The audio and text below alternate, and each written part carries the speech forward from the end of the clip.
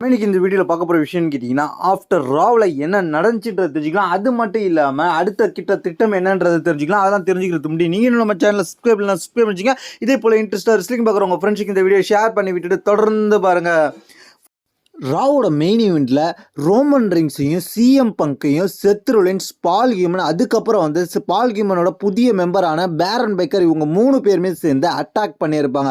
இதில் Roman rings என்னதான் கொஞ்சம் அட்டாக் பண்ண முயற்சி பண்ணாலும் ரோமன் ரிங்ஸ்க்கு திருப்பி பயங்கரமான அட்டாக் நடந்திருக்கும். இதுக்கப்புறம் என்ன நடந்துச்சு அதோட டிவியில் முடிச்சுட்டாங்க. 2 பேரும் படுத்து கிடக்குறாங்க. சிஎம் பங்கும் படுத்து கிடக்குறாங்க, ரோமன் ரிங்ஸும் படுத்து கிடக்குறாங்க. செத் ரொலின்ஸும் பேரன் பேக்கரும் பால் ஹீமன் சேர்ந்து கை தூக்கி செலிப்ரேஷன் பண்ணிட்டு போகிறாங்க. அதுக்கப்புறம் என்ன நடந்துச்சு என்ன நடந்துச்சுன்னு கேட்டீங்கன்னா, ரெசில்மேனியாவில் எப்படி ரோமன் ரிங்ஸும் சிஎம் பங்கும் ரியாக்ட் பண்ணாங்களோ அதே மாதிரியே எப்படி ரோமன் ரிங்ஸ் வெளில அந்த ரிங் சைடில் உட்காந்துருந்தாரோ அதே போல் வந்து டாப் ஆஃப் த ரிங்ஸ் அதாவது சென்டர் ஆஃப் த ரிங்கில் உட்காந்துருந்தாரோ சிஎம் பங்கு எப்படியோ அதே போல் தான் இந்த வாட்டியும் உட்காந்துருந்தாங்க. ரோமன் ரிங்ஸும் சிஎம் பங்கும் ஃபேஸ் டு ஃபேஸ் பார்த்துக்கிட்டாங்க. ரோமன் ரிங்ஸ் ஒரு மாதிரியே சிக்னல் கொடுத்து பார்த்துக்கிட்டாரு. அதுக்கப்புறம் இது மூலியமாக என்ன வரப்போகுதுன்றது தெரிஞ்சுக்கலாம். ஏன்னா ரெசில்மேனியாவில் இதே மூமெண்ட் தான் நடந்துச்சு. சிஎம் பங்கும் ரோமன் ரிங்ஸும் அப்படியே ரொம்ப நேரம் உட்காந்துருப்பாங்க.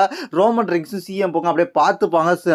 ஒரு பேசிக்க மாட்டாங்க, ஆனால் பார்த்துப்பாங்க. ரியாக்ஷன் மூலமாக நம்மளுக்கு புரிஞ்சு போச்சு அடுத்து இவங்களுக்குள்ள என்ன வரப்போகுதுன்றது.